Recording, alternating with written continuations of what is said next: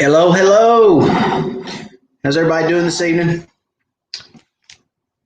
Hope you're all doing well. Welcome to everybody. Welcome to another Wired for Crappie Live. I appreciate everybody joining us. Let's see. Don't forget, guys, when you get on, drop me a comment, say hello, let me know where you're from. I'll say hello back. Let's see who all's on tonight. Jason Story, good evening. Yeah, Jason, I appreciate it. We're going to talk about that a little bit. I was beyond disappointed, but we'll talk about it a little. Ashley Coffee, good evening. Josh Sanders, good evening. Ron H, what's up? I am having a good night. I am. But I'll tell you what, Mr. Wired is tired tonight. I don't know why, but generally it seems like I get off work, I come home, and I blink, and then I have to get on the live. Tonight, I got off work, came home, and it just drug and drug and drug. And I'm like, how much longer do I have before I go live? Oh, a half hour? Okay. So I'm a little on the sleepy side tonight. I don't know. Maybe I just hadn't been sleeping well. Don't know. Busy. Anyway, enough about that. William Haberstroh. I hope I said that. Stro from Chicago. Welcome, William. Good evening, Joseph Thaxton from Macon, Georgia. Good old Macon. Do they still have the Buckarama in Macon? Joseph, have you been to that? I always wanted to go to it. I lived in Georgia for a while, born in Atlanta. So anyway, I always wanted to go to the Buckarama in Macon, but I never made it. So just wondered, do they still have that down there? Terry Landry, good evening. Avery Island, Louisiana. Terry, I hope hope all is well after the hurricane. I think it came right up through there, right? Didn't it? Somewhere right around in that area anyway. So I hope all is well.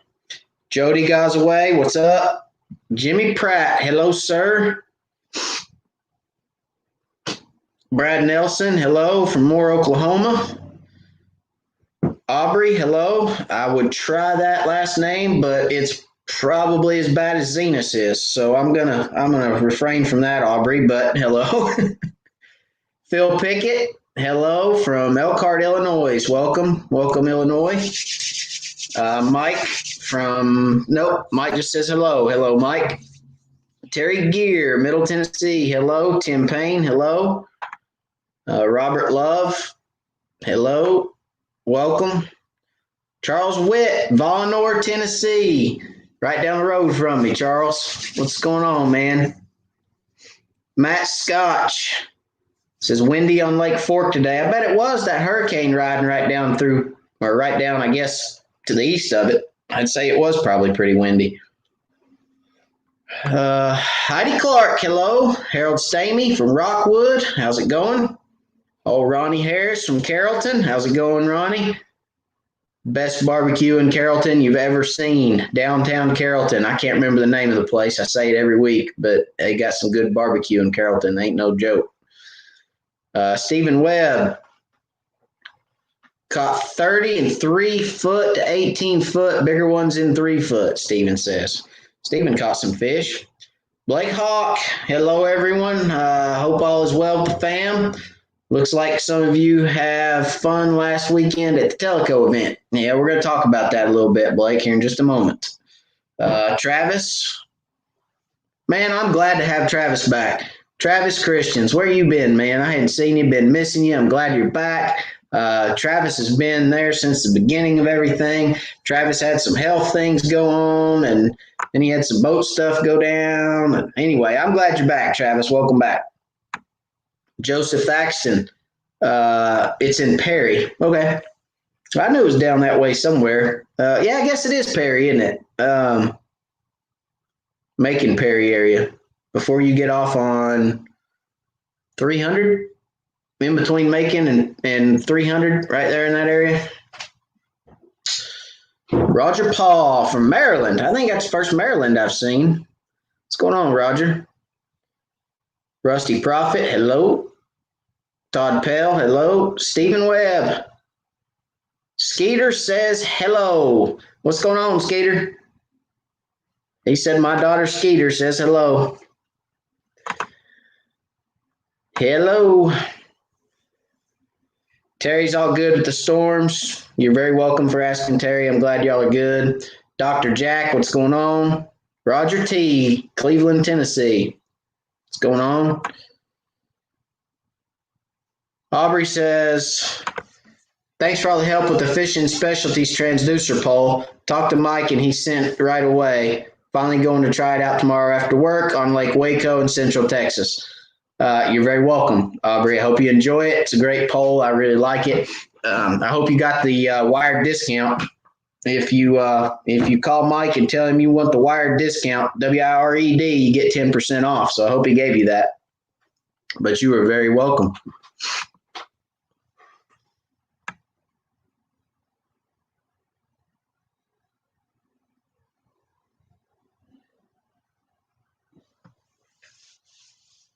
Let's see. Irene, North Louisiana, hello.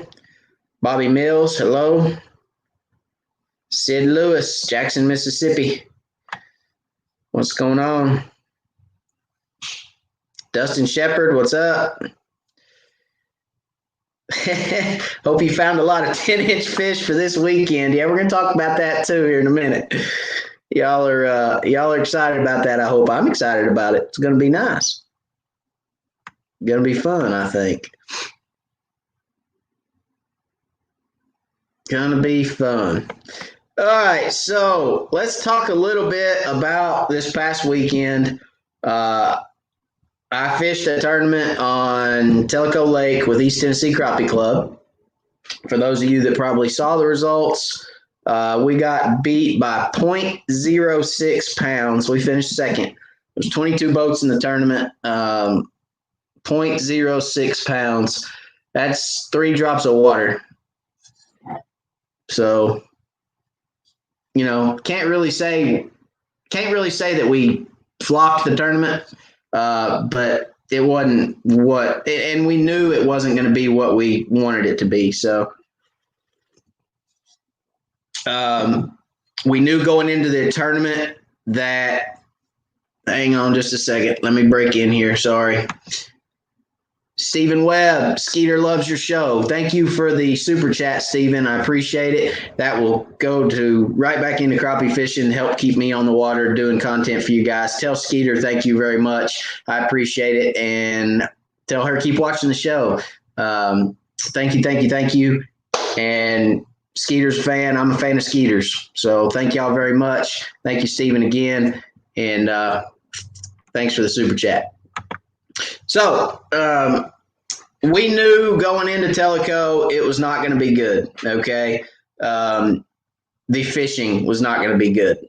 So there was a lot of teams that pre-fished for Tellico that on tournament day did not fare well. And we knew it was going to happen because we had a pressure system move in, a front moved in, it dropped off cold. Water temps dropped drastically. The wind was scheduled to be out of the north winds. Guys, all the older guys on here are going to say the same thing. North wind, stay home. Yeah, I mean, hate fishing a north wind. Knew it was going to be tough. Knew the fish were going to be locked down. Knew it was going to be a possible minute day, because the fish were just going to be real lethargic. They were going to be sluggish on the bite. And we knew that going in. We watched the weather the week before. We understood what was going to happen, and we planned our route on our brush and docks and things of that. And what we were going to fish. We planned our route for the tournament according to what the weather gave us, okay? But we knew it was going to be tough.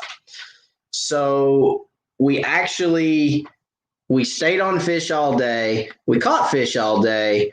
There was a lull midday, which we knew was going to happen.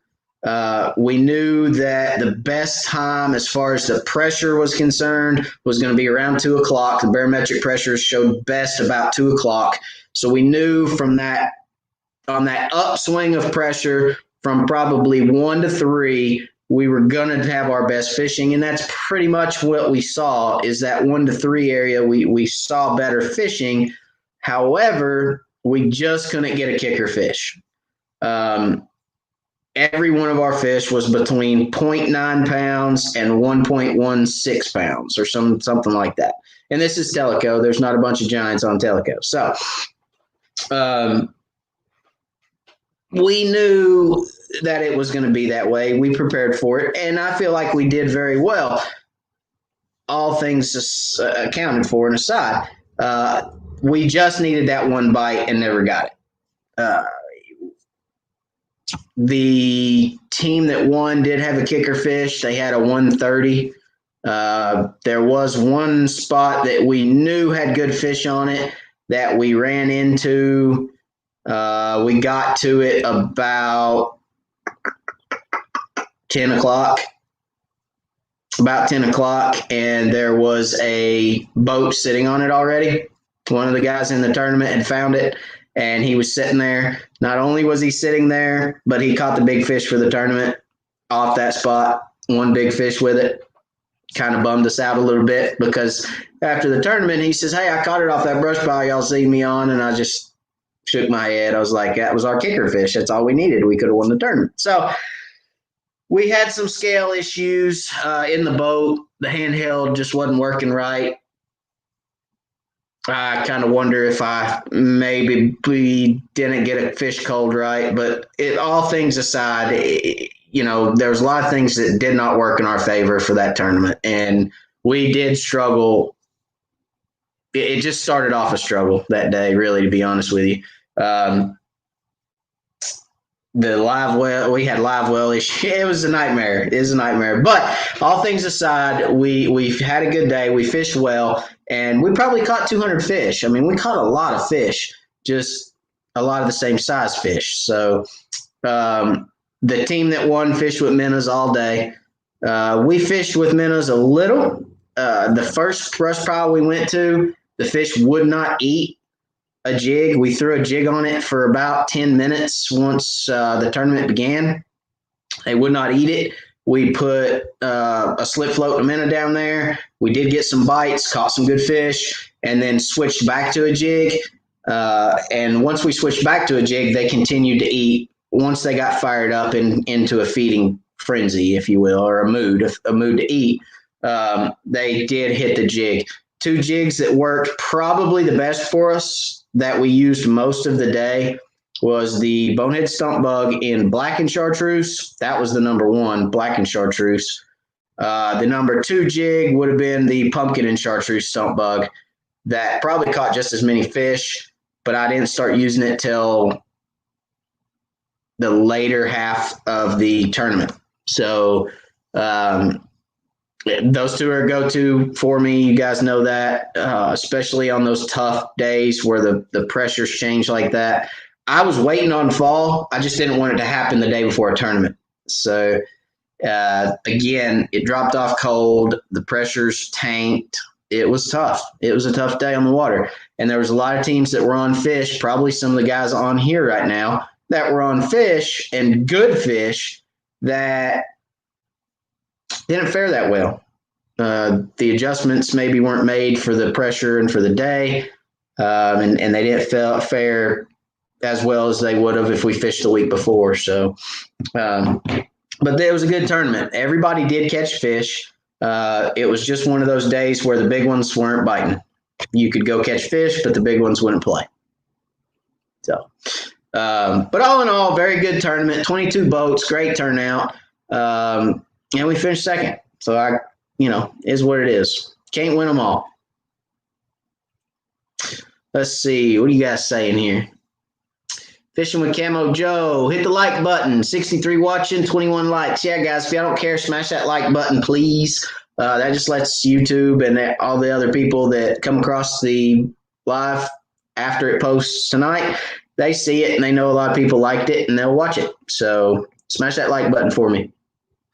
And thank you, Fishing with Camo Joe. I appreciate it. Let's see. What else? Brad Nelson. Brad says, I fished Eufaula too last Friday. All I caught was dinks. Should be good this weekend. Planning on going on Monday. Yeah, so Eufaula. Where's Eufaula? You're kind of in that same you were kind of in that same lull that we were in, Brad. It just did not set up well for a good day of fishing. Like I said, we caught probably 200 fish, but they were all the same daggum size. I mean, we caught 0.75 and 0.85 fish until I got sick of looking at them. We quit weighing some of them because we were like, yeah, 0.75. It was crazy. A lot of fish, just a lot of the same size fish.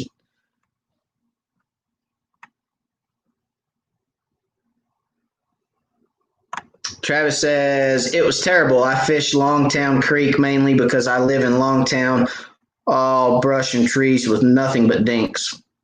That's the way it's set up this last weekend. And it kind of never fails. Every time we have a tournament, it kind of sets up that way. It's kind of post front, north wind, tank pressures. But we make do with what we got, right? Everybody has to fish the same conditions. Paris, Texas, Heath Boswell, hello. Todd Pell, here's a good question. Hey, Matt, do you fish differently when fishing in tournaments than fishing for your wire channel? No, Todd, I do not. I do not. I fish the exact same way in a tournament that I do for the channel. I will say this. The way I fish is the same. The type of structure and the fish that I'm searching for is different. Okay. So if I'm looking for hang on, guys. I got something on my screen that's driving me nuts. There we go. Where was I? Sorry. The type of fish that I'm looking for in a tournament is going to be different than the type of fish I'm looking for, say, when I'm trying to do a video for you guys. Because when I'm trying to do a video for you guys, I'm looking for good content. I'm looking for something that, hey, we're going to go out here. We're going to show this technique. We're going to talk about this. We're going to talk about why I fish a certain way. And we're going to show you guys some fish. We're going to put some fish in the boat. Okay. So I'm looking for a different type of structure or a different type or a different school of fish, or I say school of fish. I'm looking for a different group of fish and a different type of structure than I am during a tournament. So a lot of times when I'm tournament fishing, I'm looking for that very sparse cover that only holds one or two fish. If I'm doing something for you guys, I'm trying to load the boat down. I mean, I want to be able to talk, catch fish, keep it busy, have content, get a nice video together, be able to throw some stuff out, keep some stuff, a blooper would be nice, one after the other would be nice. I'm not necessarily looking for stop here, catch a 2-pounder, crank up, run down the lake a mile, catch a 2-pounder, run up the lake a mile and a half, catch a 2-pounder. You know what I'm saying? I'm not trying to bounce around from one fish to one fish when I'm filming as opposed to tournaments. When I'm tournament fishing, I'm looking for big fish. I'm not looking for the most fish, okay? A lot of times crappie will hang in age classes. Not all the time, but a lot of times they'll group up in age classes. And if you pull up on a brush pile and catch 5-10 inchers and there's 20 more fish down there, chances are they're going to be 10 inchers. If you pull up on a brush pile and see 3 or 4 fish on it and you catch one that's a 2-pounder, those other 2 or 3 down there are probably pretty decent fish too. The bigger fish are more loner fish. They're going to kind of separate themselves from those large schools because there's not. Let's talk about why, and I know I'm getting long-winded with this, but let's talk about why those smaller fish group up like they do. They group up like they do for security or for safety. So if you get a bunch of little fish together, they look like a big fish, right? Or it's harder for a predator fish to isolate one small crappie if he's in a big school, okay?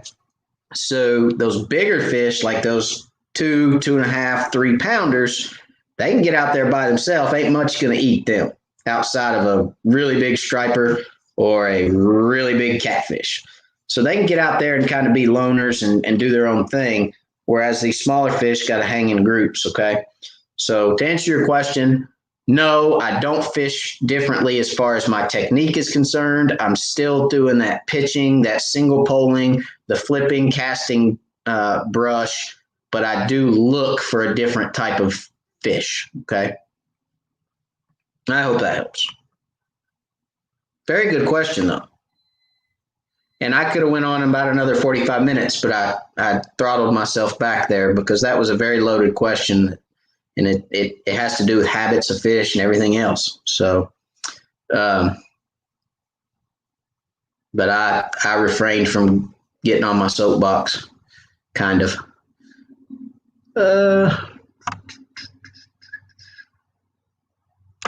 Josh Sanders. Yeah, so Josh came and fished the tournament. Let's see. Who on here fished the tournament? Josh Sanders fished. Ashley Coffey came and fished. Jimmy Pratt came and fished. A lot of you guys that are on this channel, on the lives, came and fished. And if I missed anybody, I'm sorry. But a lot of you came and fished the tournament. And I've heard nothing but good things from you guys.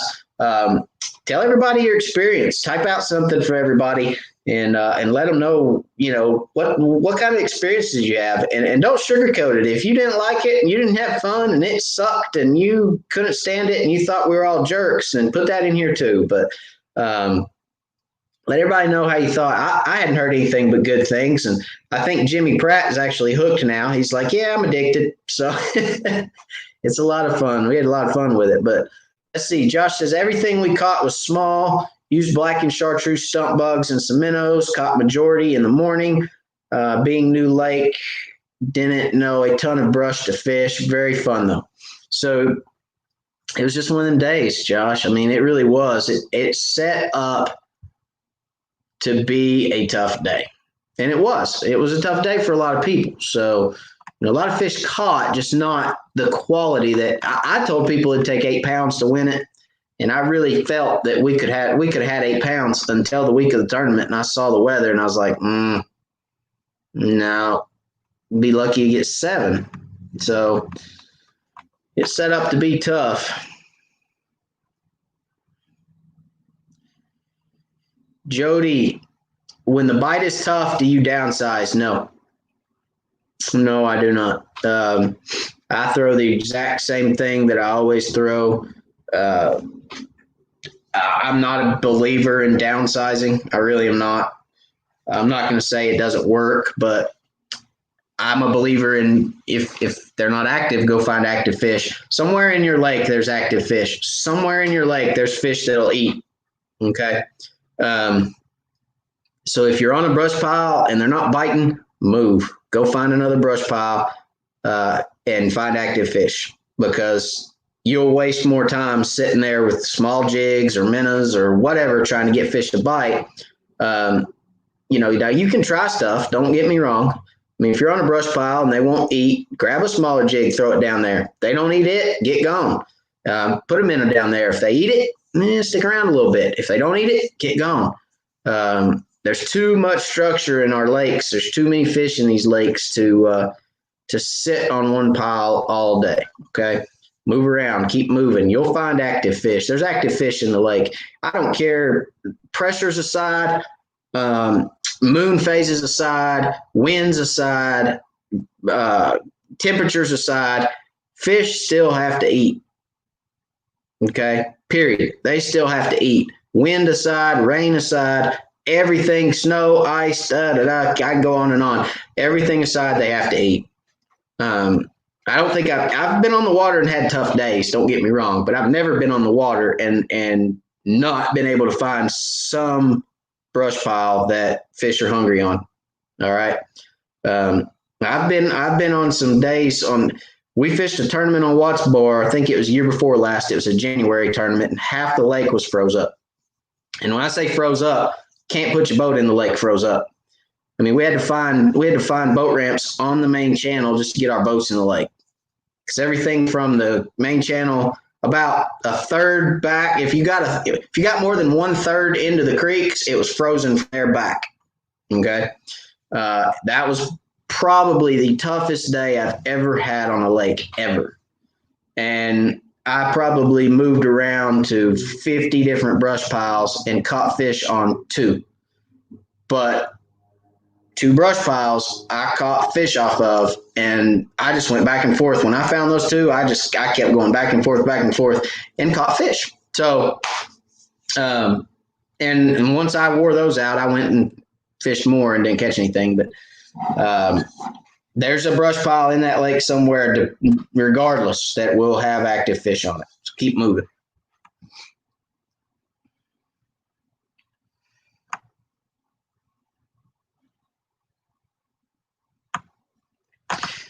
Rusty, we saw several. Yep, Rusty fished. I forgot Rusty. Sorry. We saw several good fish on live scope during the tournament that would come up and look at the bait and swim off or hit at the jig but wouldn't take it. Definitely happy with the top 10 finish. Yeah, you guys fished. You guys had a good day. I mean, you fished well, and it was one of those days, Rusty. It was one of those days where they would look at it but they wouldn't commit to it. It just there wasn't much that was going to change it. Colors, baits, minnows. We got on some brush piles. We'd put a minnow down there on a slip float, and that fish you'd have your minnow right here, and that fish would come up, and he'd set right behind that minnow, and you'd think, oh, okay, he's about to take that float under, and you'd watch that float. You'd be watching that float like a hawk. Did it move? Hey, did you see it move? I think he hit it. Nope. And you'd sit there. You could see him on live scope, and he's just sitting there staring at it. And he'd sit there for 2 or 3 minutes and stare at it and never hit it. And he wouldn't turn around and go back to the brush pile. He'd just sit there and hit and just look at it. So it's like he was babysitting it. I don't know. You see that? We saw that. We was gone. No, we ain't sitting here for this. Got to go. So yeah, it was definitely a fun, interesting day.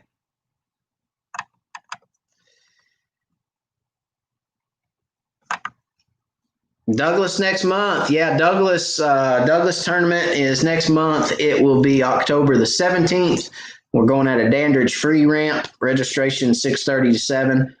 You have to be there by 7 registered, and we'll go from there. But yeah, it's going to be a really good tournament up there. I'm hoping the pressure sets up better. But yeah, it's going to be a killer tournament. Douglas in October. That's prime time up there. I mean, they'll be all over the place.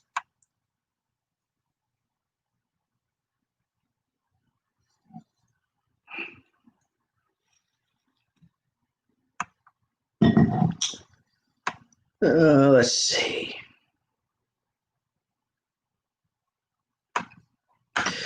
All right, Steven, when making your videos, how many GoPro cameras do you have, and where are they located on your boat? That's a very good question, Steven. So currently I have 2 GoPros. I have one that actually I have it right here. I have one that sits on a tripod with my external battery, which is zip tied. That's Little Redneck Engineering, with a cord for charging. Okay. The GoPro itself, the battery in this GoPro, for those that have a GoPro, knows, or the battery in this camera sucks. It will not charge more than about, 30-45 minutes, and you're done. So, I don't know. You may get a little more than that out of it, but it does not go very far at all. That battery in this GoPro is horrible. So you have to have some kind of external battery pack or some kind of external power for your battery. Some people use the YOLO stick, which it plugs into your running light port on your boat and charges your GoPro or keeps it charged that way. But I don't like that because I can't move it around. It has to be in my charging port for my running lights. And I like to move the camera around a little bit from time to time and give y'all some different angles. So anyway, that's one that I have in the boat. And the other one is, so I have two. You're going to make me reach up here to get it. Here's the other one. GoPro Hero 7 white. Both of them are whites. And this one is on a clamp mount that bends and twists and does all that stuff. So those are the two that I have in my boat. This one has an external battery pack too, which generally lays wherever this is clipped to and plugs in. So that's how I run my GoPros. I have had some people say, hey, why don't you wear one? Hey, you know, we'd like to see from your point of view. And yeah, I get that. I may do some of that, but again, the battery in here is horrible. So, and I feel weird wearing that thing on my chest, but we'll probably do some here and there. When I went trout fishing, I wore it on my chest. It wasn't the worst thing in the world. So I'll probably do that. But, you know, guys, to be honest with you, filming in general is kind of cumbersome to film, period. And putting a GoPro on your head or your chest is even more cumbersome. So we'll see. I've got to get some live scope footage for you guys. I've got to get some different stuff, but I just got a lot of stuff I need to do for you guys. And I'll get there. I promise. We'll make it happen. But very good question.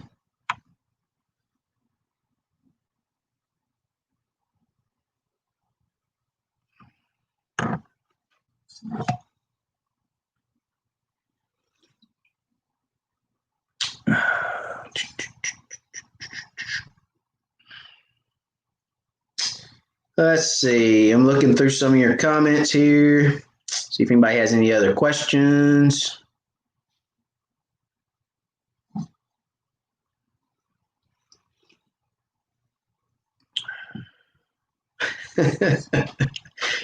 Josh said his partner held him back in the tournament. That would be Ashley. That's funny.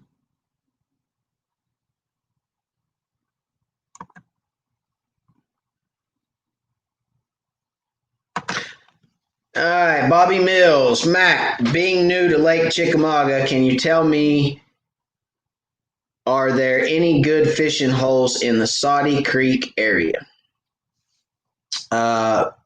Yes. That entire lake is a good fishing hole, to be honest with you, Bobby. But I will say this. Chickamauga is not the premier crappie lake in East Tennessee anymore. It's really not. The fish on Chickamauga, I think, we talked last week about how lakes go through cycles, okay? Chickamauga is on a down cycle, in my opinion. I saw it last year. I saw a lot of 4 and 5 inch fish, a lot of 4 and 5 inch fish, okay? There was you could go to docks on Chickamauga and there would be thousands of 4 and 5 inch crappie under them. And it's like, oh boy, I knew what was coming last year. And this year, you've got a bunch of small fish, a ton of small fish. So you've got a bunch of 8 to 10 inch fish. And it's just one of those down years, in my opinion. Now, they had a tournament down on Chickamauga, I think last month sometime, and I think it took like right at 6 pounds to win it, and there was only one weight in the 6s. Everybody else fell off from there in the 5s and down to 4, and I think there was only a couple that had 5 pounds with 7 fish. And some of them guys that fish that lake know how to fish it. Okay, so yeah, in my opinion, Chickamauga is on a downturn. I hate to tell you that, Bobby, but it is. Saudi Creek is a good area. There's some brush in Saudi Creek.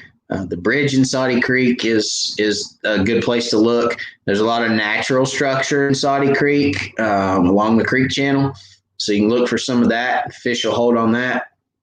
And then there's some, well, I'd say there's, the docks. You might find them. You might find some on docks, but mostly you're going to look for natural structure and brush piles in Saudi Creek.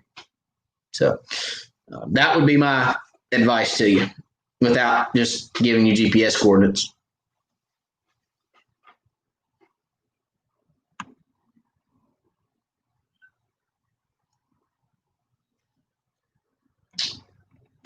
Josh says, if anyone is hesitant to try a tournament, just bite the bullet and go to one. You will want to fish another one, I promise. That's the truth. Getting guys there is generally 95% of the battle. If we generally get guys to come out, they generally enjoy what we're doing. They enjoy the club. They enjoy the atmosphere. They enjoy the people. They enjoy the welcoming of everyone. And it just becomes kind of a friendship between crappie anglers. So, and they generally come back and fish more. It's a very, very good group and a lot of willingness to help. So, yep, I would agree.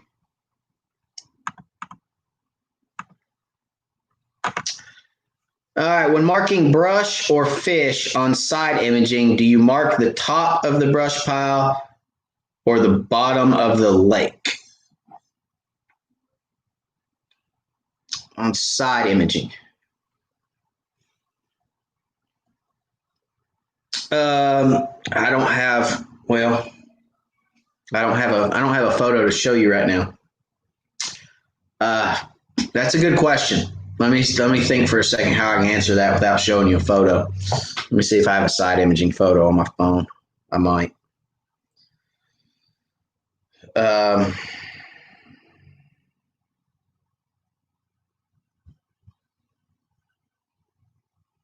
I don't think I do. Oh, well, maybe I do. No. Oh, yeah, man. No, it's not a full photo. Crap. Okay, well, I'm going to try to talk through it. How about that? So if you're looking at side imaging, Josh, okay, you've got the center line is your boat. The center line is where your boat drove down through drove up the screen, right?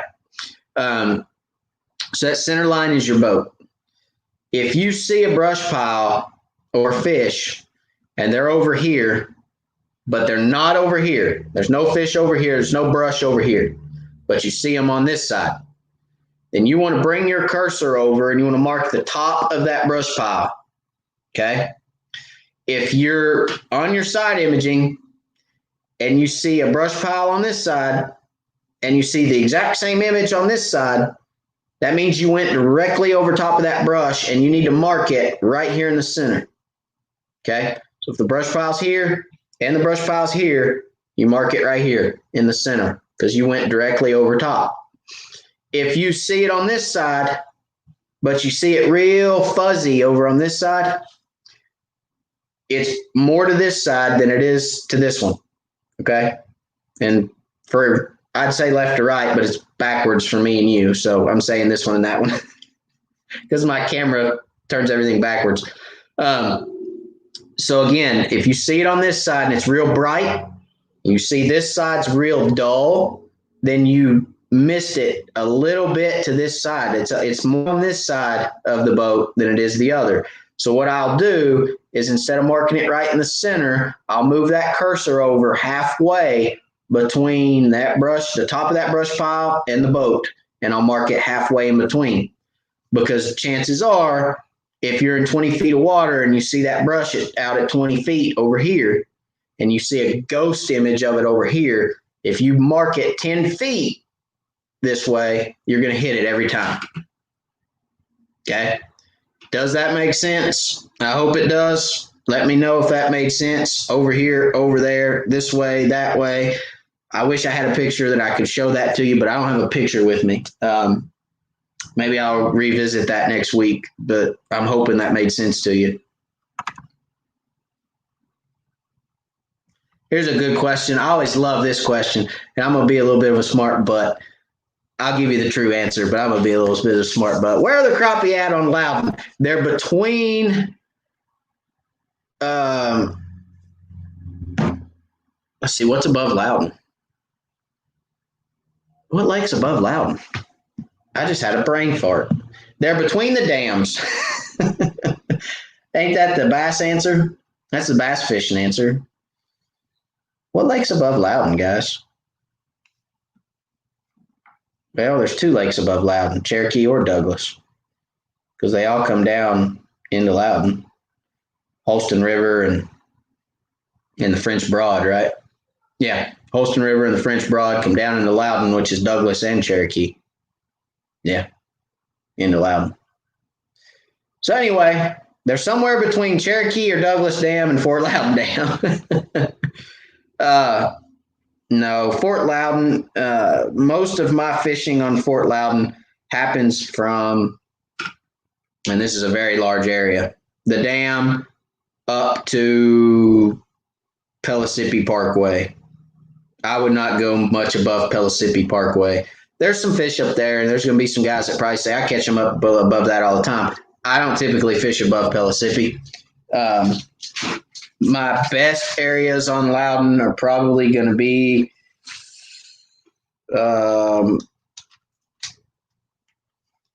Trader Flats is always a good area. Docks are always good on Loudon. Marinas fish well on Loudon. There's not a whole lot of brush in Loudon or structure in Loudon. Not like Tellico. Tellico's got an overabundance of brush in it. Loudon doesn't have as much, so if you can find some, you generally find fish. The Concord area, Turkey Creek and up around Concord is a really good area to fish. There's a lot of fish up there. The problem with Loudon, Daniel, is if you're fishing it in the winter, you're okay. If you're fishing it in the spring, it's overcrowded. If you're fishing it in the summer, you get swamped. I mean, you better make sure your bilge works before you go out there. And you definitely can't fish the Concord area in the summer. For those of you that have tried to fish that area in the summer, my gosh, it's miserable. You've got to take Dramamine or whatever the seasickness pill is. I think it's Dramamine, right? Anyway, you got to take seasickness medicine to go out there during the summer and fish Loudon. It's ridiculous, especially around Concord. But those are some areas I'd look if I was going to fish Loudon.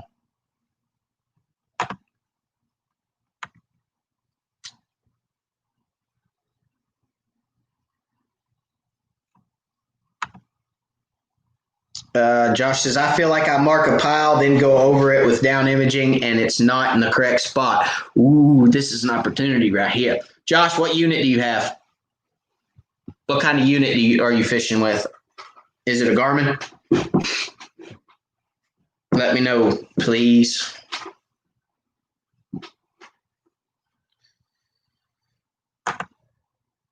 Brad Nelson, what kind of remote microphone do you use for your GoPro? I don't. I just have a big mouth.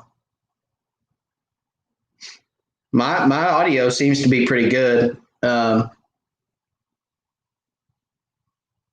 had several other YouTubers that are like, you need to get a microphone. I'm like, what for? Oh, your audio will be better. My audio's fine. Why do I need to spend money for? They're like, oh, well, it's just so much better. I'm like, mine's fine. I don't ever have audio issues. I hear people saying they have audio issues all the time, and I'm like, why would I want to buy an external mic and have audio issues? Mine works okay. So I don't have one. I wish I could tell you, but I don't have one.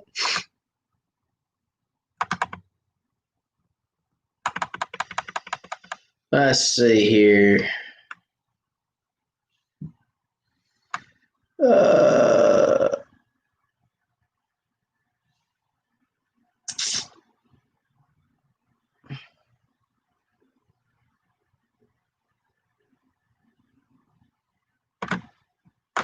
Al Norris, if we fish, okay, so Al fished with Jimmy at the tournament, guys.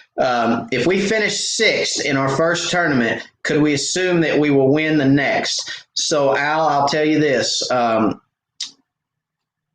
y'all had a great finish. Congratulations on your finish. For y'all's first tournament to finish sixth, kudos. That was absolutely awesome. Crappie tournaments are not as bad, or I'm not going to say bad. They're not as spaced out as a bass tournament. There's some bass tournaments you go to, guys win by like 20 pounds or whatever, or 10 pounds. We're talking ounces with crappie, guys. I mean, we finished second by 0.06 pounds.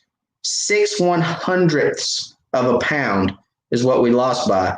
3 drops of water. Okay, if I would have shaken that basket a little bit harder, we would have won the tournament. But congratulations on your finish. You guys did awesome. As far as winning the next one, you got to beat me first, buddy, because I've got a little bit of a chip on my shoulder after losing by 6/100ths. And you guys are probably going to see a lot of videos from Douglas over the next couple weeks, because I'm going to burn some gas, put some time in, and it's going to be on come Douglas. Okay? So you got to beat me first, because I'm gunning for that number 1 spot myself.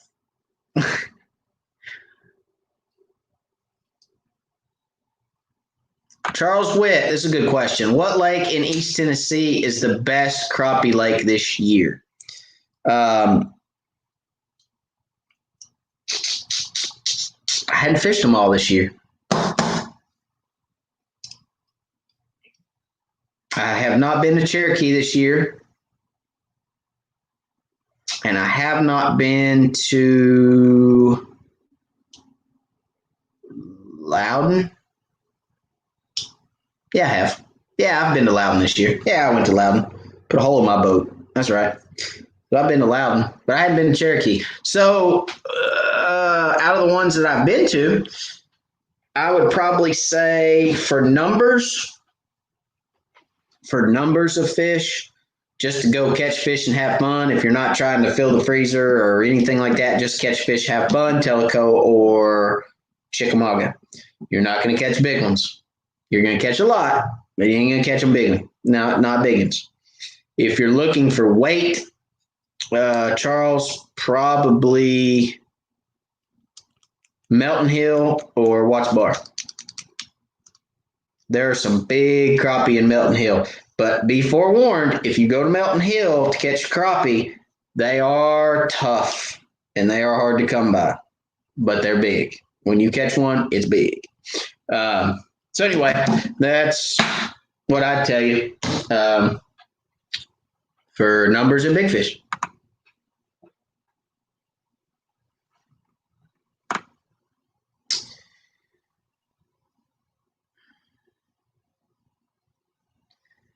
Josh says that clears it up.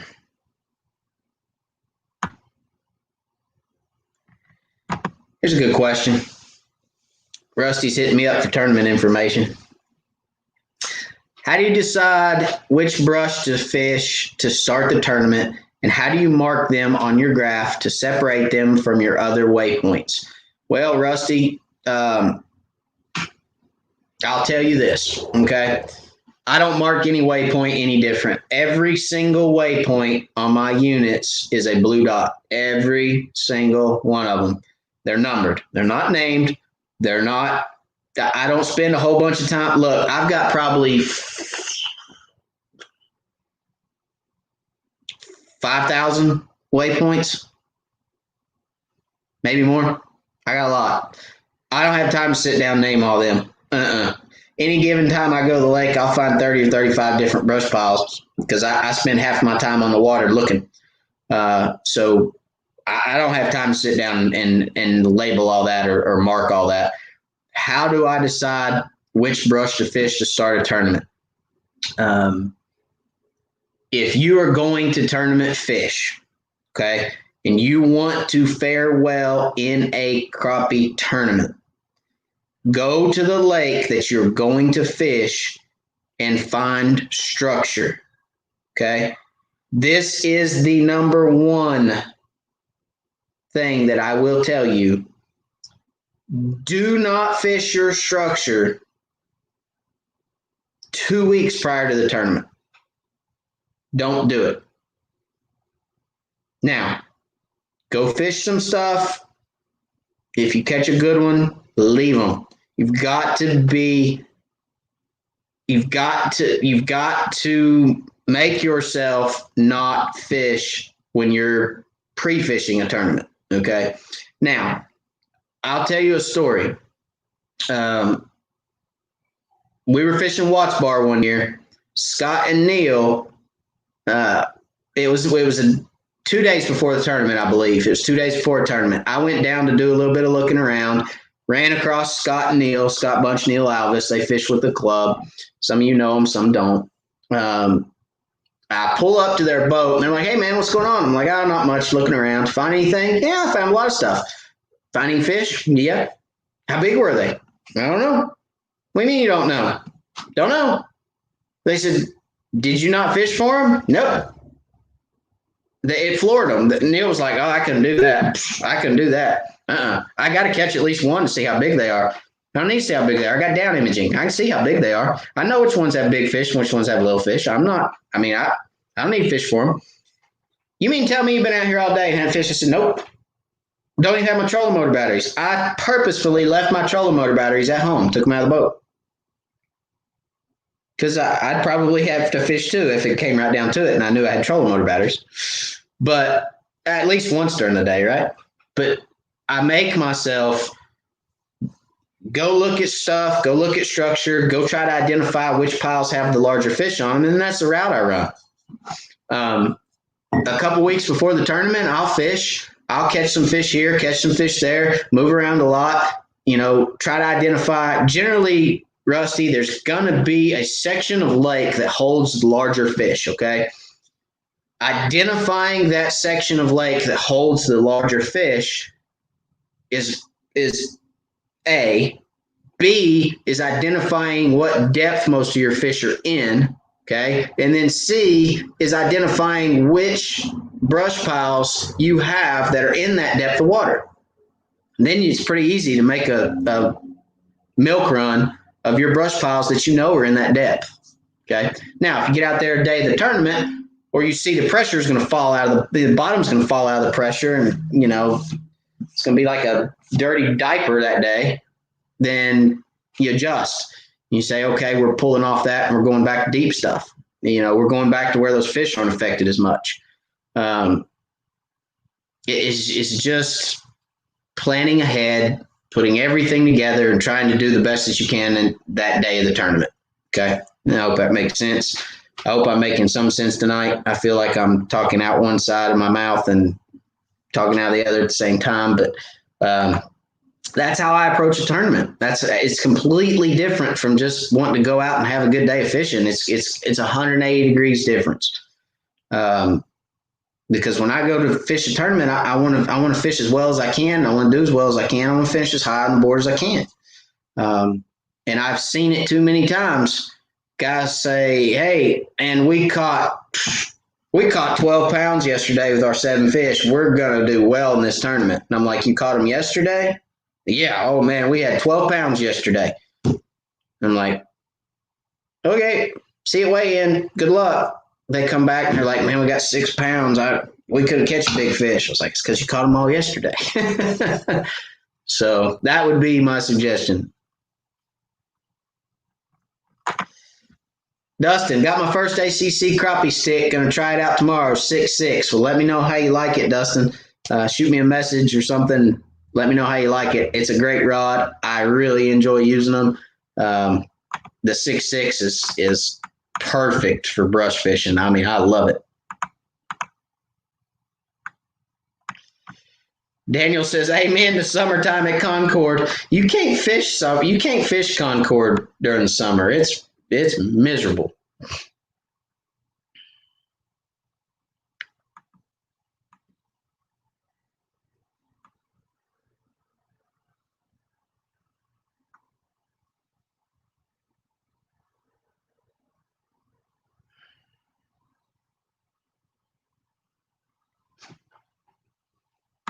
Let's see. Robert Chadwick, put a little copper tone sport on those jigs and you'll win the tournament for sure. Don't forget the Mountain Dew, Robert.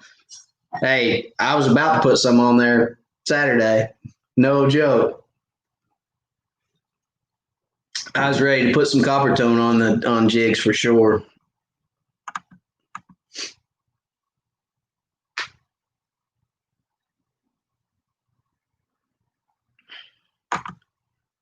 Holly Dickerson.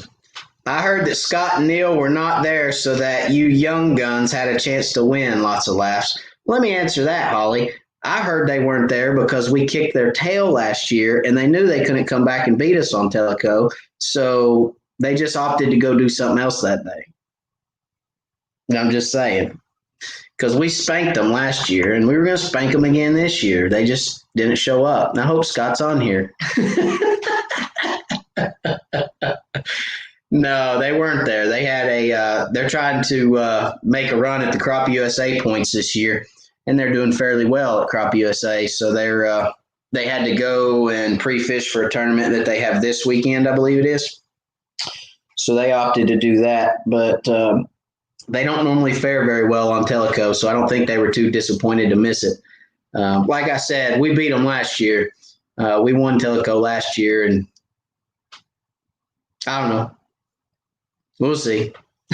We're going up to their neck of the woods next month. We're going up towards Douglas, and that's kind of their neck of their woods.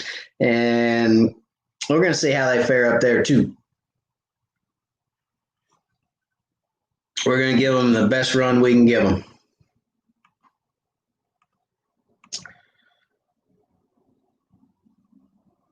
Let's see. Slab Buster's in the house. What's going on, Slab Buster?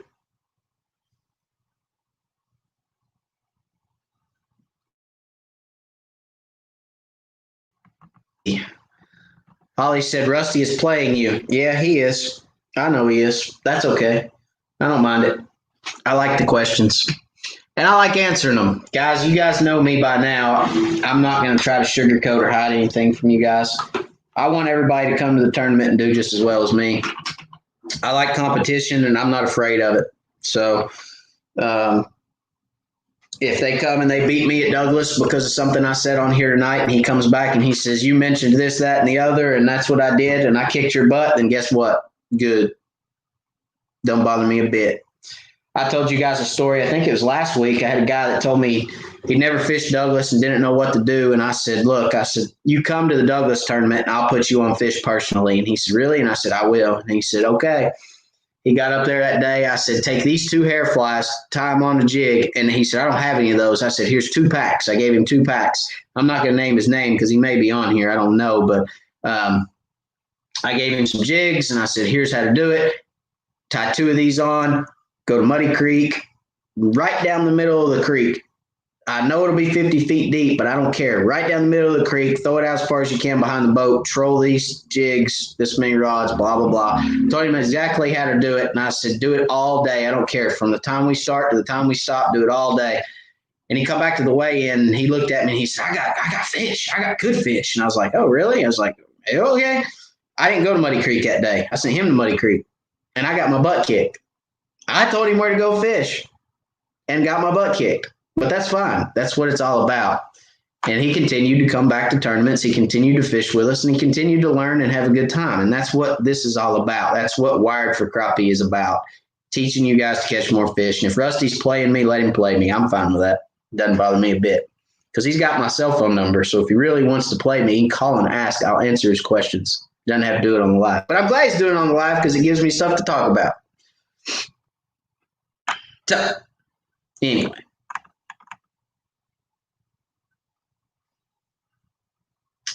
Steven said he got in late.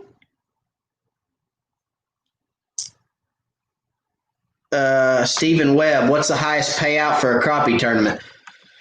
Oh, crappie tournament that we hold, East Tennessee Crappie Club, it's not large. I mean, we had 22 boats, and I think the winner won about $300. So it's not very large. That's 2 anglers, $300. So $150 a piece. It's not a whole lot of money. There are some crappie tournaments out there that do have large purses. You got Crappie USA, Crappie Masters, ACT, the American Crappie Trail. It's ACT. So you do have some tournaments out there that've got some good payouts. ACT is probably the best. They give away a boat at every tournament. Winner gets a $25,000 boat or whatever it is. And then it goes down from there. Payouts due. So, I mean, you can finish fifth up there and win $5,000 or $6,000. I mean, it's pretty good payouts. But with good payouts come high entry fees. And I'm not all about that life. Okay. I'll tell you right now, I'm not all about spending $2,000 to hopefully win three. You know what I mean? And those odds, those are Vegas odds. They're not in my favor. So, but no, I do very much enjoy fishing crappie tournaments. But as far as the large chain trails, I think they hold great events. They're full of great people. I've got a full-time job. I'm doing Wired for Crappie. I'm running the club here, and I have a family. I have a wife and 2 children. I can't be traveling around the country fishing crappie tournaments. So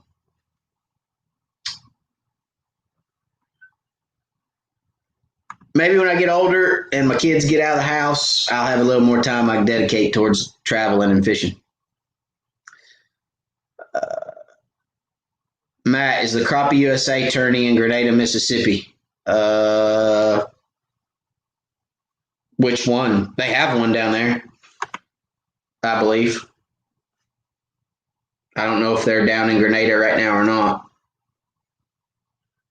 I know they're having an event this weekend, I think, on, is it Old Hickory? No, maybe. It's somewhere in Tennessee. It's the one Scott and Neil were pre-fishing for. I don't remember which one.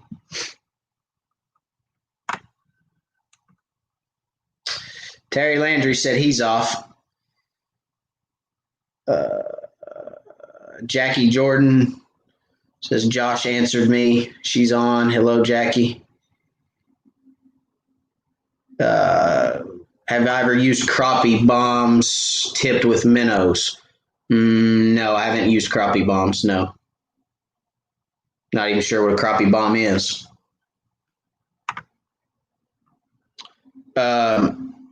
Josh answered me. What Josh answered me about?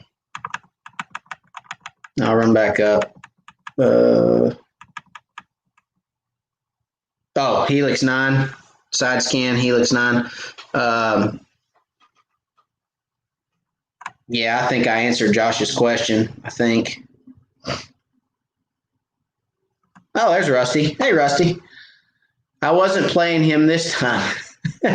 I seriously want to know how he decides where to fish. I have so many spots marked, too, and it's impossible to fish them all in a tournament. Skip some good ones. You always skip good ones, Rusty. You always do. You always go home and think, what if I made it to that one? What if I made it to this one? What if we fished over there instead over here? You're always going to do it. When we fish as much as we do, we're going to have way more stuff out there than we can fish in a day. You just got to hope you make the right decisions. And sometimes you've got to go over a pile and go, no. Sometimes I'm blessed to fish with Darren because a lot of times we'll go over something and I'll go, that looks pretty good. And he's like, nope. Don't like it. Let's go. You sure about that? And he's like, yep, let's go. I'm like, okay. So sometimes you have to say no. You have to look at something. And if the fish are deep in a pile, chances are they're probably not very active. They're not going to feed. And if you see them deep down in a pile like that, better to move on sometimes than try to sit there for 30 minutes and get one to bite. But that's just things that you have to make those decisions on the fly, and sometimes they bite you in the butt. And that's just how it is. I mean, we were going to fish that brush pile that the big fish came off of in the tournament, but we couldn't because we waited to fish it later in the day, because we made the decision to run down the lake and fish back that direction instead of going there first. Somebody else was on it, caught the big fish of the tournament. We lost the tournament because of that. Not because he caught the big fish, but because we didn't go there first and catch that fish. It was in our milk run to run, and we just didn't get there before he did. So, it's all decisions, and sometimes you make the wrong ones. All right, so we got about 75 people on right now. Let's talk real quick, okay, about the live tournament this weekend. Let's talk real quick about it because I'm beyond excited about it. And I've seen a lot of comments about it so far, and I've kind of been skipping over those because I wanted to Crappie Bomb is dynamite. No, I hadn't used dynamite yet, but M80s maybe. I don't know what happened, Mr. TWRA officer. So the tournament this weekend is going to air. Let me say this first of all. The tournament live will be on Hook City TV as of right now. Okay. That may change because we need to get a link for you guys ASAP. So I'm hoping that we can get that done fairly quickly. And if not, we may have to change it to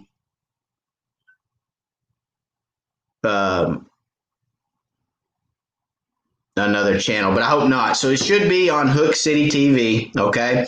We will go live at 3:45 Central Time. Okay. That means for all my East Tennessee friends and everybody that's over here in Eastern Standard Time, it will not air until 4:45. All right. So what is the live tournament? It's a tournament between myself, Wired for Crappie, Chris Sarge Gill at Asleep at the Reel, and Ken, Fishing Ken with Hook City TV. Okay. Where are we fishing at? They're going to fish their lakes in Texas. I don't know where they're going yet. I have some suspicions, but they're going to fish their two lakes, whatever two lakes we are going to be on public waters. Okay. You have to stay on public waters. So they're going to fish a lake in Texas, each one of them, whatever lake they choose. And I'm going to fish a lake here in East Tennessee that I choose. I'm not going to tell anybody which one I'm going to yet.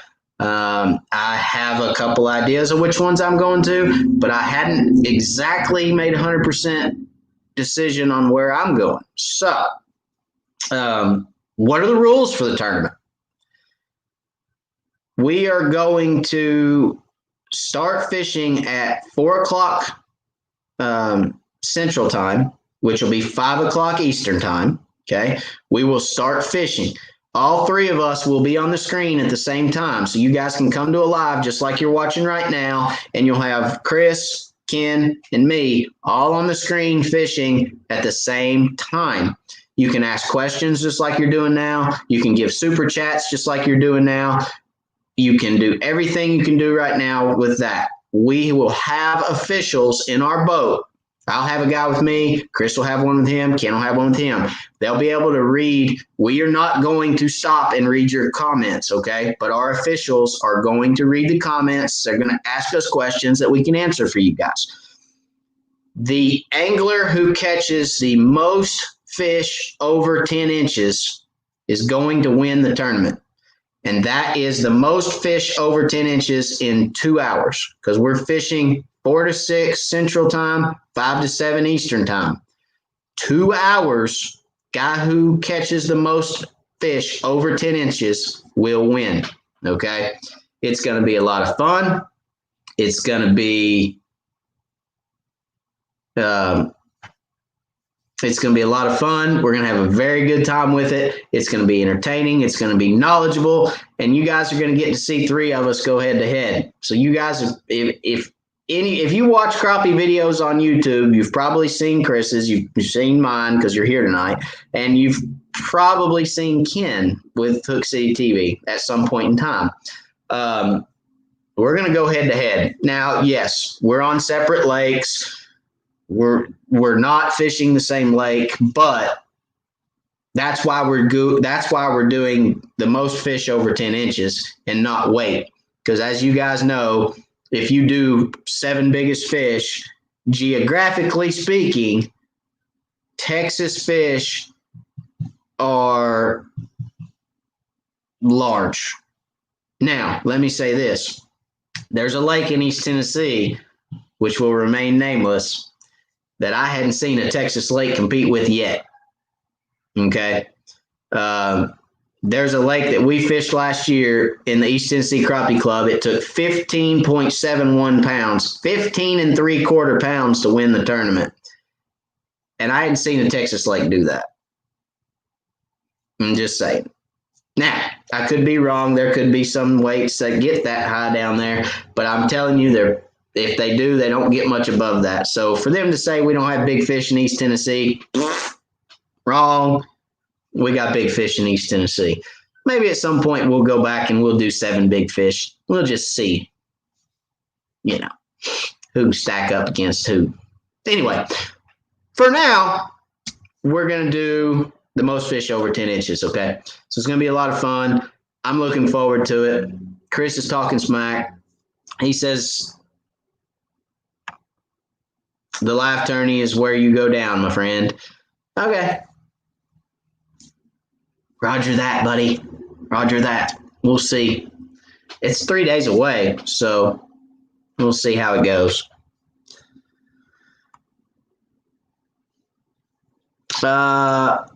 Let's see. What's everybody got? What's everybody saying about the live tournament? You guys excited about the live tournament? Are you guys even going to watch? You guys tell me what you think. Do you like what you hear? Do you not like what you hear? Do you think it's going to be a flop? Do you think it's going to be great? What do you guys think? Who do you think is going to win the tournament? Let me ask that. So one other thing that I was told today is that ACC will be giving away a rod. Whoever wins the tournament is going to get a rod to give away to one of their subscribers. Okay. So let's say Chris wins the tournament. He can pick one of his subscribers that watched the live and he can give that away to one of them. Okay. Same with me. Same with Ken. We're going to have an ACC rod to give away for somebody that watches the event, and whoever wins gets to give it to one of their subscribers. So with that being said, that's going to be a lot of fun. I'm looking forward to it. I'm pumped. I'm absolutely pumped. So another rule is we can't be on the water before 2:30, right? When do we start? 3:45. Yeah. So 2:30 Central Time, 3:30 Eastern Time. You cannot be on that lake, that specific lake, whatever lake you're going to fish. You can't be on it before that time. So that's going to give us about an hour on the water before you guys see us live. And we're going to get on at, like I said, 3:45 Central, 4:45 Eastern Standard. We'll get on. This time difference is killing me.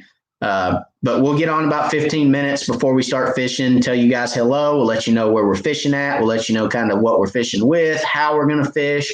We'll give everybody a chance to tell who they are and what they're about, and da-da-da-da. Everybody gets, 4 or 5 minutes to talk, and we'll let you know the rules and all that good stuff. And then we're going right to it. We're going to hit it wide open and see who can kick whose butt. So a lot of fun, a lot of good things.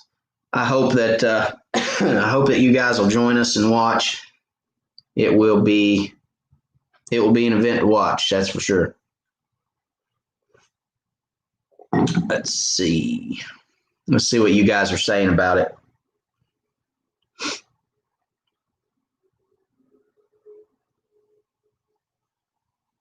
Steven asked, can he leave his live scope connected without hurting anything? When you're not on the water, you need to disconnect it. If you're on the water, it won't hurt it. David Wall, good evening. So he had to fix his dryer.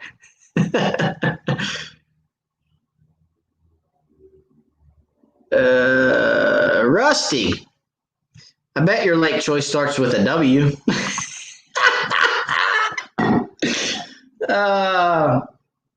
I'm not saying a word. I'm not saying a word. You'll have to tune in Saturday to figure out where I'm at. Slip down to Gville, Matt, or Weiss. Lots of laughs. I'm not sliding down that far. It's too far for me to drive.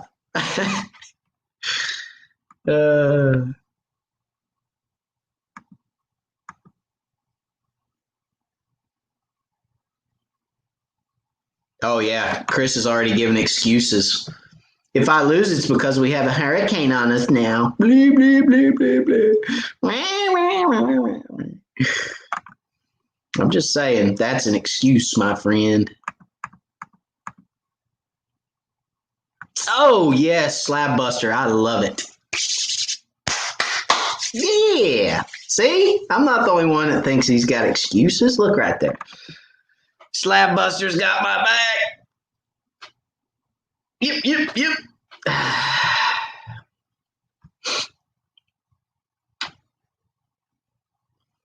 I like it. It's fun. Fishing Joe says he's excited. Irene says she's Sarge's special cheerleader. Okay. I don't know that I have any special cheerleaders. Heath Boswell says a blast and a lot of smack. Yep. Oh, Rusty, you're a traitor. Hee Haw said the winner. You're a traitor. So Hee Haw is Ken's big thing. He catches big fish and yells hee haw. That's his donkey thing. He's a big donkey. Hee haw. It's not about big fish, guys. I'm telling you. This is about who can catch the most fish in 2 hours over 10 inches. That's what this is about. Tournament fishing's in my blood. Been doing it for years. I'm ready.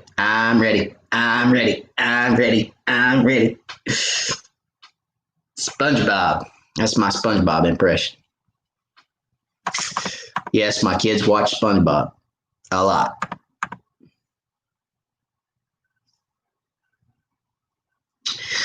Let's see.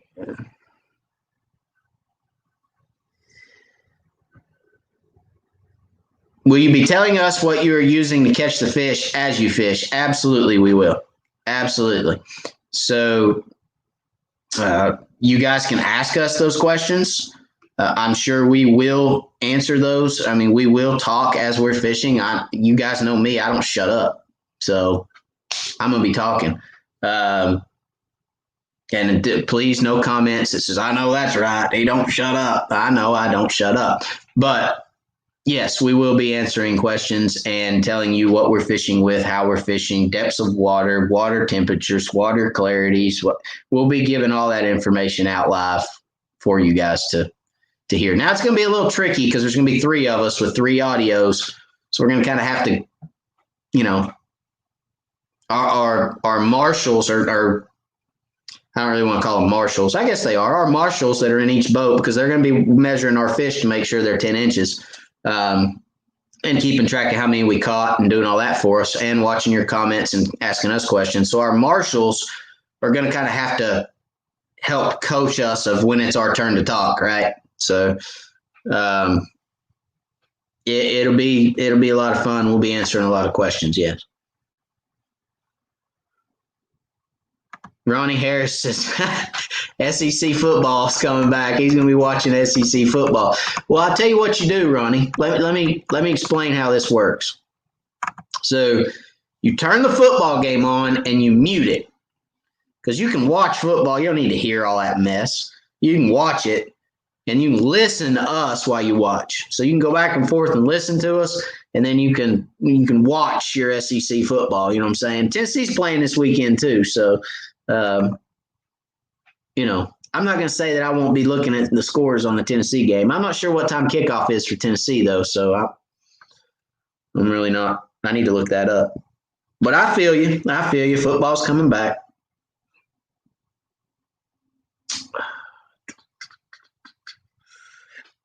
Blake says good night. Good night, Blake.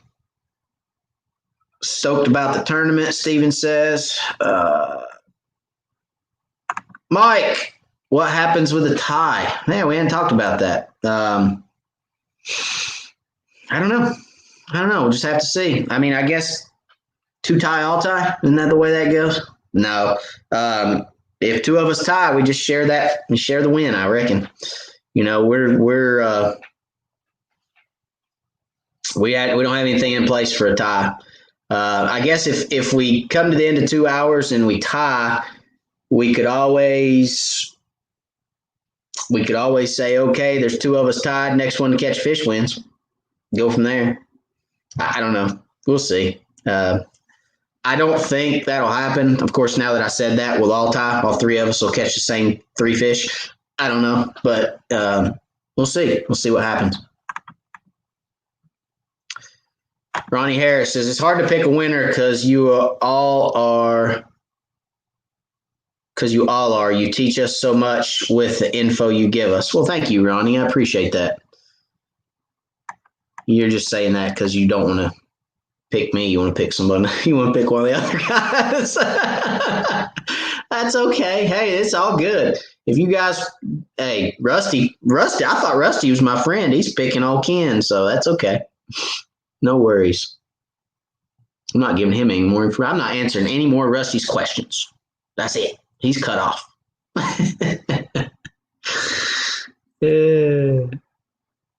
Chris says if there's a tie, he automatically wins. No, that ain't the way that works.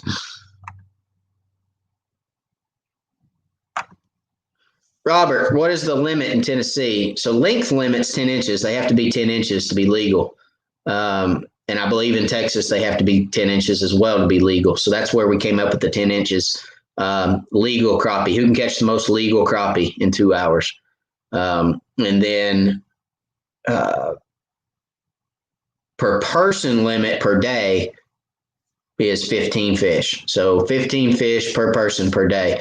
But I'm not going to be keeping them. They're going to get measured and thrown back in the lake. So, you know, I'm shooting for 100 fish. But who knows?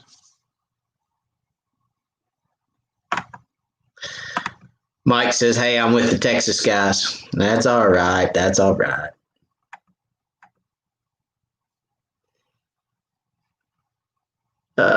Just lost my spot. First time tonight.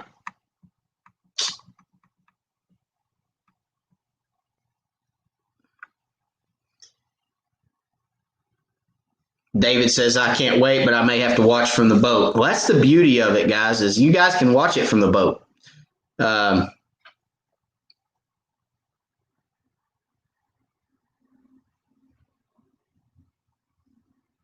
Next comment.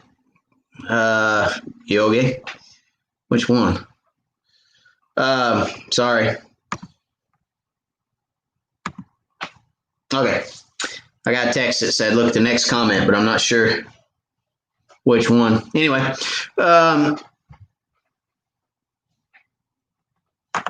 the beauty of it, is you guys can watch it on your cell phone. You can watch it from the boat. You can watch it from the, please don't watch it and drive. Please. We don't want to be responsible for anybody getting hurt. But you can watch it while you mow the lawn. You can watch it while you do the dishes. You can do whatever it is you do. You can fix in the washer. You can watch it anywhere. So we're going to get you guys a link. We're going to start sharing that across all our channels, all our platforms. Everybody's going to share it. It'll be shared all over Facebook. All you'll have to do is save that link or share the post to your own page. That way you can go back and click on the link, and it'll take you to the YouTube on Hook City TV for the live when it's time to go live. So we're going to get you guys that link ASAP. Hopefully we'll have it by tomorrow morning. So as soon as we get that link, we'll get it all shared out, and you guys can start saving that link and sharing that link. Rusty said, guess I won't get any more questions answered in the future.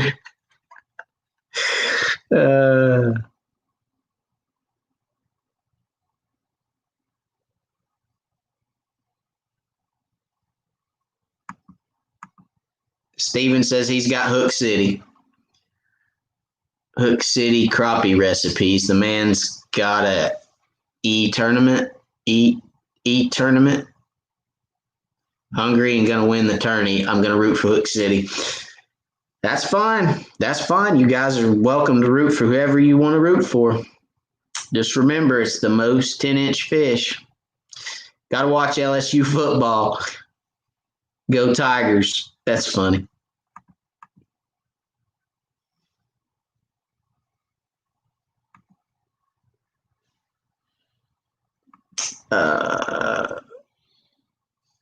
Slabbuster says, no, man, I'm pulling for all you guys. I like y'all all. It's really tough to call.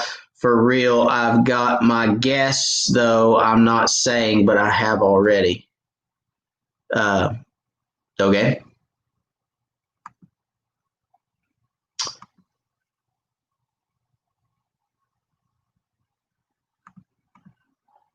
Ronnie says, roll tide. My goodness. Ooh.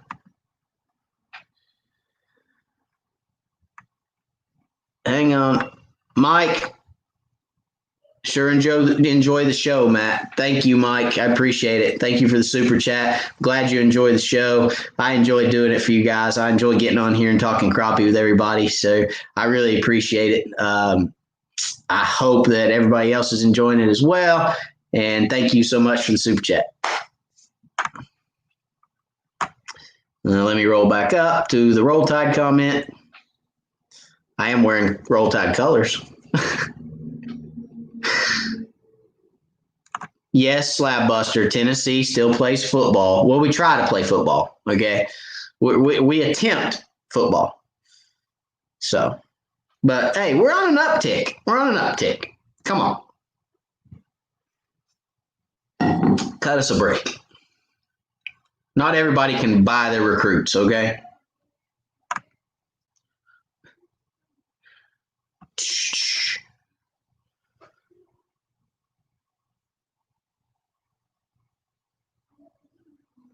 Robert.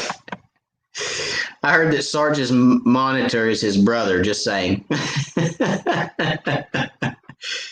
Look, guys, I don't feel like any of us need to cheat at a crappie tournament. Win, lose, or draw, I don't feel any of us need to cheat. So, and the marshals should be showing every fish in some kind of weigh checker or length checker. I know I've asked mine to, so he's going to slide the fish in the checker, hold the checker up for you guys, 10-inch, 12-inch, 13-inch, whatever it is. Hopefully it won't fit in the checker, and he can say, doesn't fit in the checker, got to be over 10. So I've instructed mine to show every fish that's over 10 inches as we count them. I'm pretty sure Chris and Ken will do the same.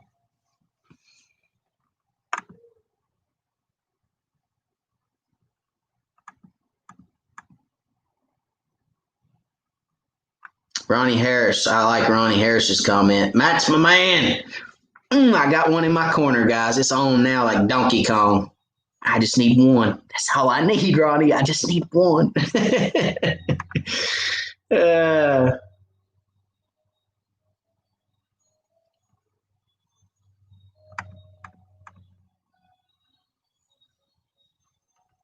right, Rusty. On a serious note, this tournament is going to be awesome, and I think will be the first of many for you guys. Good luck to all. Well, thank you, Rusty. I appreciate that. A little bit more luck to me, though, right? A little bit.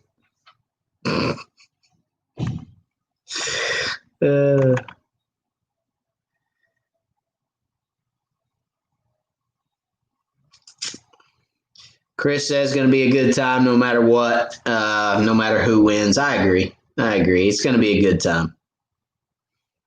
I'm just looking forward to it because it's something different for you guys. There's not a whole lot of live crappie tournaments going on out there. We're kind of pioneering a new thing, I think. So it was a very good idea. I'm looking forward to it, and I think you guys are going to like it. So.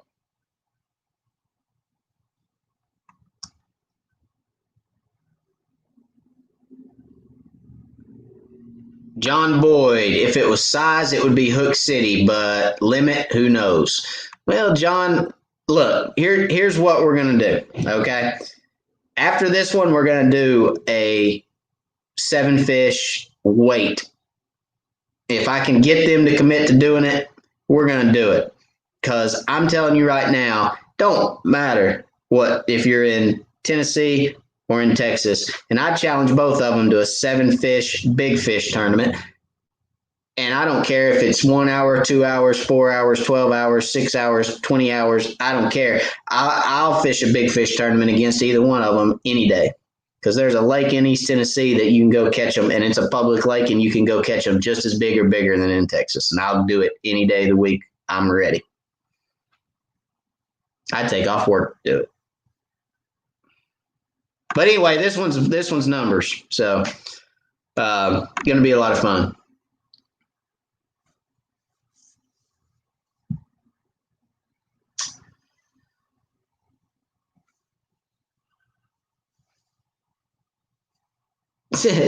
Ron H.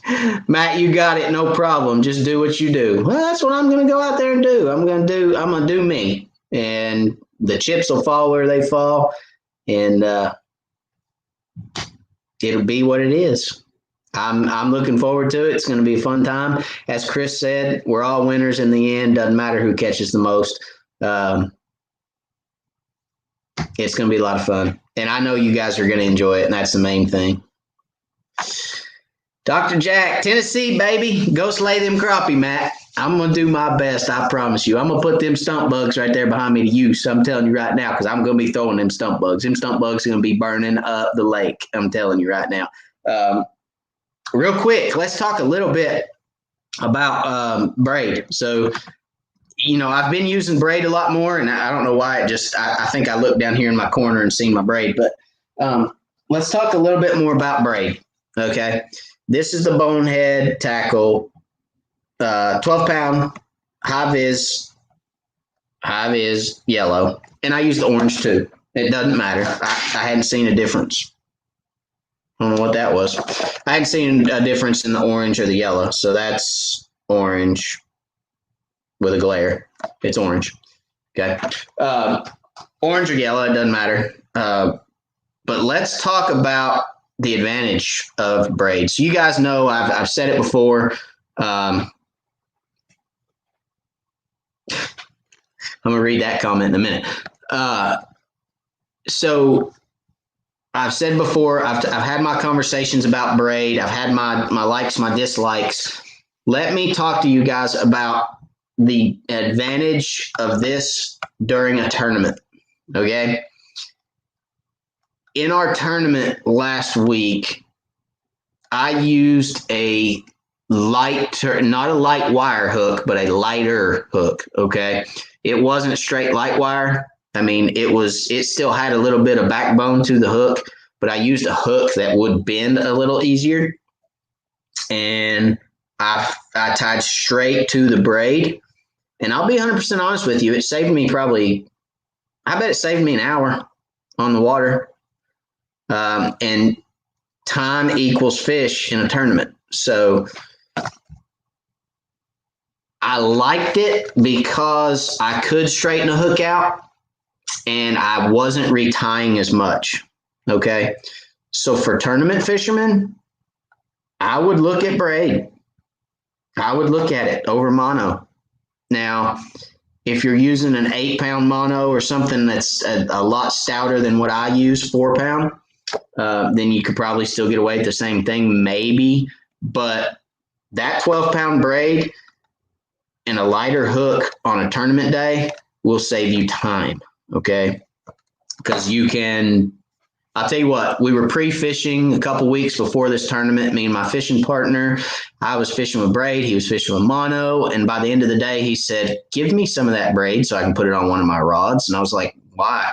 And he's like, because I've sat down 15 times to retie, and you hadn't sat down yet. I was like, yeah, that's a good point. So I will say that's definitely a selling point for braid if you're a tournament fisherman. Okay. Irene's going to bed. Good night, Irene. Let's see.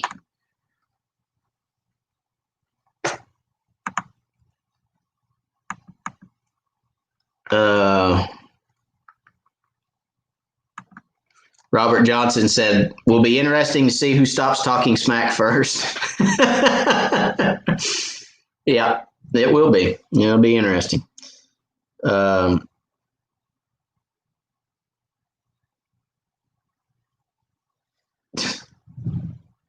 No cast nets or shock treatments allowed, Chris. You'll be caught on a rod and reel, buddy. I know it's tough for you, but you got to do it. Oh, and I thought I was going to take the high road. I guess I'm not. I'm being nice, right? Yeah, we're going to say I am. Let's see here. Heidi Clark, Matt, do you use a mono leader? I have, yes. In this last tournament, no. I went straight to the braid, and that was because I didn't have to sit down and tie as much. It actually was really nice to. I think I had to retie once the entire tournament. It was really nice to not have to sit down. I will say that. But the trick is to use a lighter hook, as far as a lighter shank on your hook. You want something that you can bend, okay? If you don't use something you can bend, you're going to pick the brush pile up off the bottom of the lake. I've said that before. You got to use something that'll bend. Now, let me also advise, if you're using a light hook and you're using braid, there is no stretch when you set the hook, okay? If you set the hook like a bass fisherman, that's I'm guilty of sometimes, because I was a bass fisherman when I was younger than I am now. I still like to think I'm young. If you set the hook with authority on a crappie and a light hook, you will straighten a hook. If you hit that crappie in the top of the mouth, it will straighten the hook out. So you have to be careful, because there's no stretch in braid. And you do not want to horse fish. If you horse a fish with braid, you will straighten a hook out if that hook is a lighter wired hook. The true light wire hooks, I would not dare tie on braided line, because you will straighten that. If you catch a 10-inch fish and horse it with braid and a true light wire hook, it will straighten that hook. You just have to be cautious of what hook you're using. Steer clear of a sickle hook. If you're going to go straight to your braid and you're looking for something that'll bend, I'd go with a round hook, just a standard round hook. Steer clear of the sickle, because the sickle has a beyond 90 bend in it, and it has that for strength. It's very hard to bend one of those hooks out.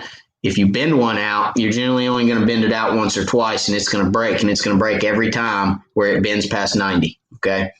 So steer clear of a sickle hook. Go with a round standard hook.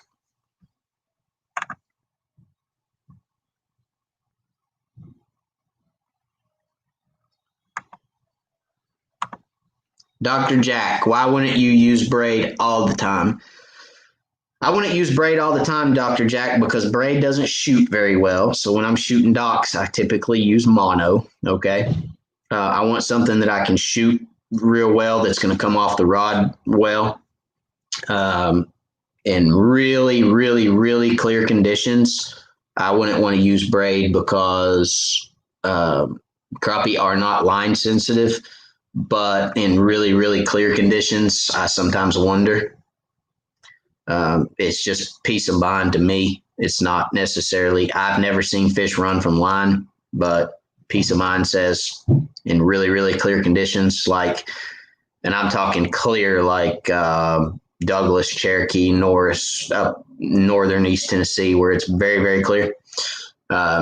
I do prefer a mono. And then if I'm fishing for large fish with a lighter hook, or if I'm fishing with any kind of light wire hook, then I like mono a little better, because it's got stretch to it, and I can set the hook and not worry about straightening it out, like I said. So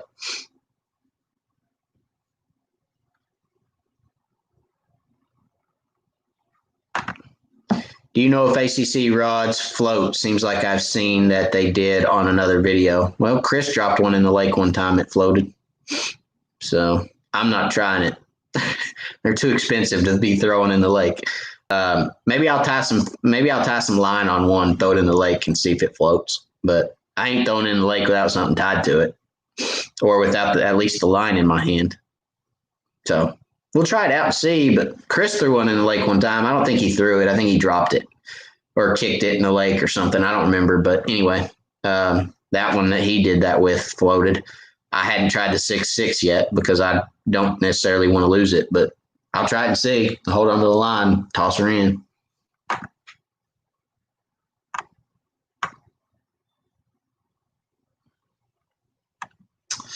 Wonder how much smack Ken will talk tomorrow night. I don't know. It'd be interesting to see. I'll have to watch his live and see.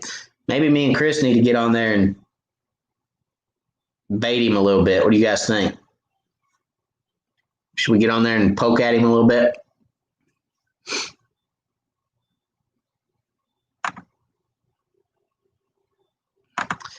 Ashley Coffee, Matt, appreciate you and all you do. Good luck Saturday. Good night and God bless. Good night, buddy. I appreciate you.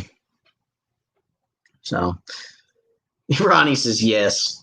I don't know. We'll see. I don't want to go at Ken. Well, I don't want to go at Ken or Chris hard, really, to be honest with you. I'll be 100% honest with you guys. We're all friends. We've all talked on the phone, and we've all – Chris says, yeah, yes, let's poke Ken. Ha.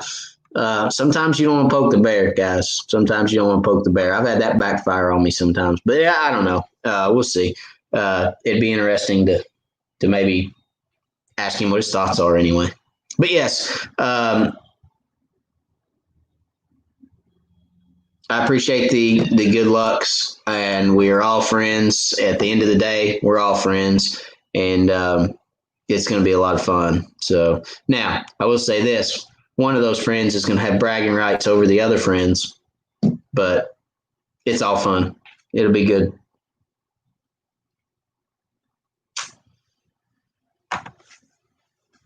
I fish too many brush piles and docks to use mono anymore. Those dock poles are rough on 4-pound mono.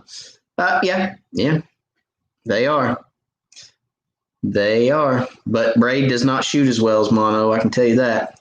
I can shoot 10 foot further with mono than I can with braid.